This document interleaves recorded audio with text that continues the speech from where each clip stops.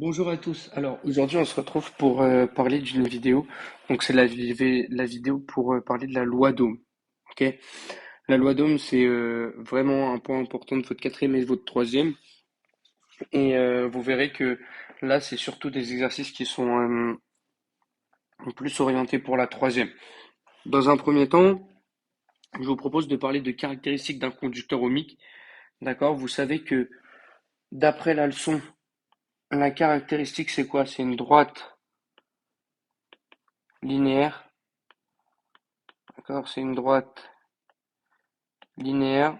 Pourquoi? Parce qu'elle passe par l'origine, passe par l'origine, et vous savez aussi quelque chose d'important, c'est surtout que la tension U est proportionnelle, donc proportionnelle à I, l'intensité. D'accord? Ça, c'est important. Ok, ça c'était le point leçon, j'enlève, mais ça, il faut que vous le connaissiez. Ok, c'est très important. Donc, dans un second temps, ce que je vous propose, c'est qu'on parle un peu de l'exercice là.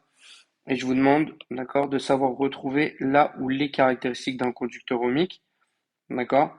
Donc dans un premier temps, la R1, on sait que c'est quoi? R1, donc droite, c'est une droite. Est-ce qu'on coche la case? Oui. Ensuite, donc attendez, on va faire ce qu'on doit vérifier tout de suite. Donc linéaire, donc passe par l'origine.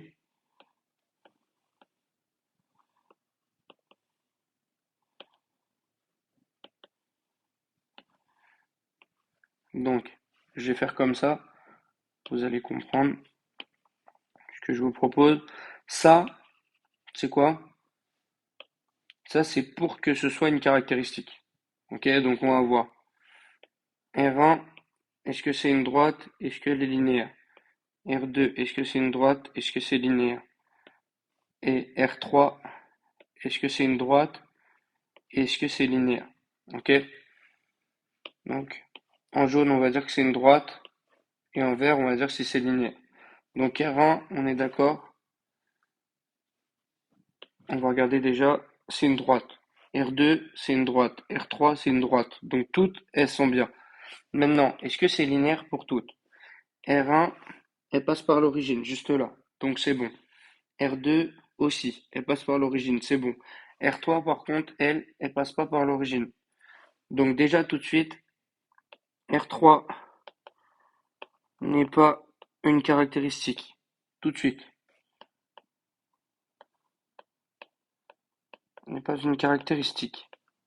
Ok, je vais l'enlever, mais vous avez pu noter. Ok.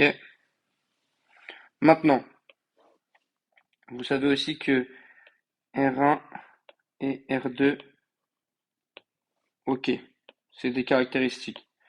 Maintenant, je veux que vous arriviez à trouver la valeur de la résistance R1. Ok? On va faire comment? Comment est-ce qu'on va faire? Tout simplement d'une manière très simple. D'accord? Vous allez prendre votre crayon. Ok? Et là, vous allez aller sur votre droite. D'accord? Vous allez aller sur votre droite.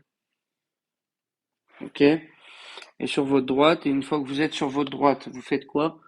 Vous allez regarder un point qui tombe juste. Là, on a, bah, vous voyez, 4. Et là, vous avez 2. D'accord? Donc, vous écrivez pour R1. Pour R1, on a quoi? On a U égale U égale 4 et I égale combien? I égale 2. D'accord? Vous êtes d'accord avec moi?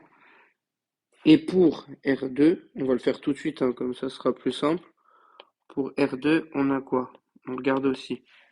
Donc, on prend un stylo, on va prendre une autre couleur, on se met en vert. Donc, dans notre cas, c'est comme ça. Toc.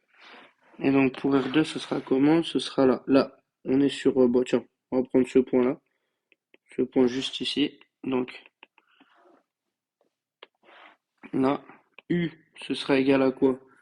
Donc attention, hein, toujours, hein, je mets bien les unités, excusez-moi. Là, c'est en ampères. Et là, donc là, on va le refaire ensemble. Donc là, on avait 4 volts. Et I, on avait 2 ampères. Là, on est à 6 volts ici. Et I égale à là, 6 ampères. Vous savez aussi la loi d'Ohm. La loi d'Ohm, c'est quoi? C'est U égale à R fois I. Vous le connaissez par cœur maintenant. Vous l'avez vu, revu et revu et revu et revu. Ça, c'est votre loi que vous devez connaître, la loi d'Ohm.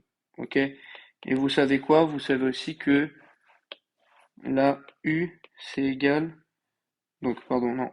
On va faire, on va faire R, là, parce qu'on cherche R.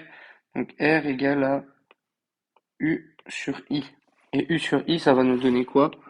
Là, ça va être R1 égale à 4 sur 2, ça va nous donner R1 égale à 2 ohms.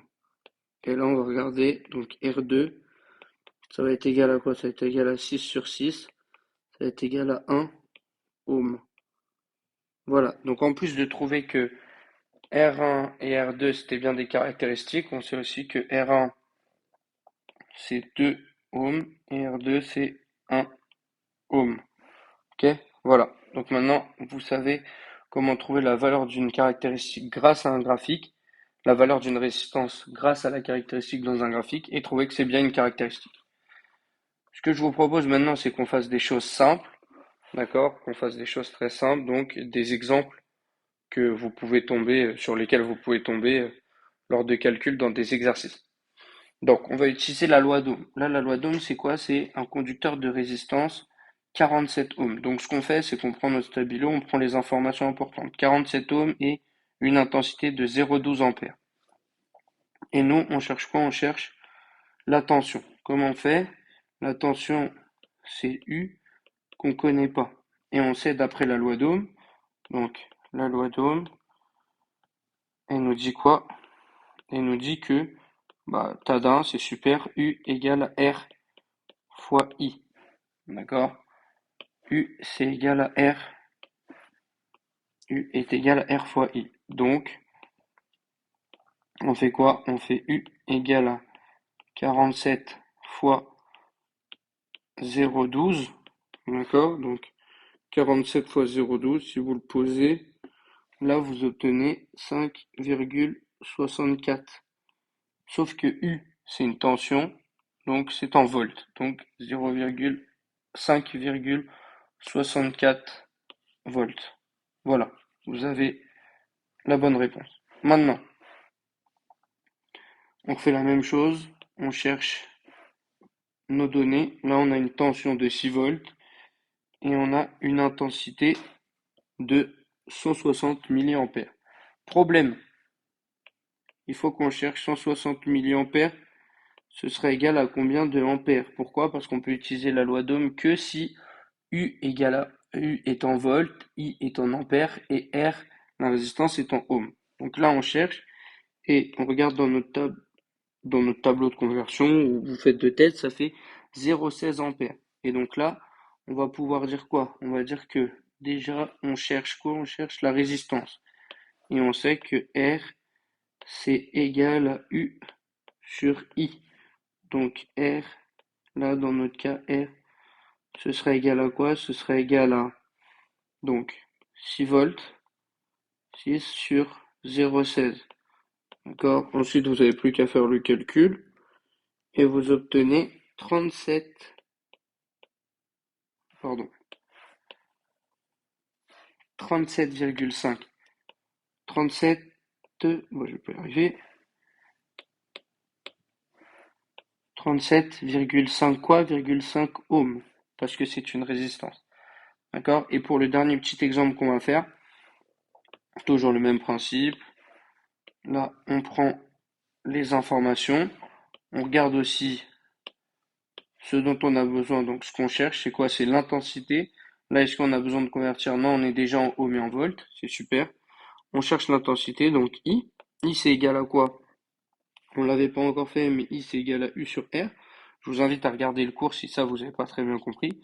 Donc, I, c'est, donc, U, ça va nous donner 12, d'accord? Divisé par combien? Divisé par 274. Et donc, on obtiendra combien? On fait juste le calcul.